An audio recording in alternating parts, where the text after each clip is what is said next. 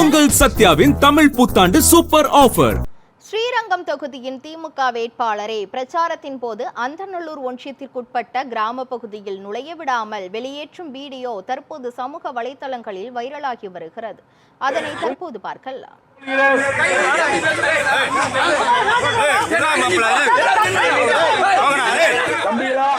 நம்ம சகோதரர்கள், நம்முடைய கழக உடன்பிறப்புகள், நீங்கள் தயவு செய்து அமைதியாக பொறுமை காத்திட வேண்டும்.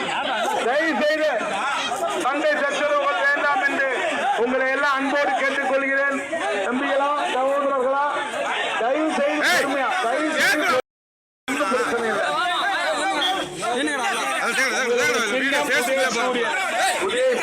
உதயசூரியன் சிறப்பான வரவேற்பு அளித்த சகோதர சகோதரிகளுக்கும்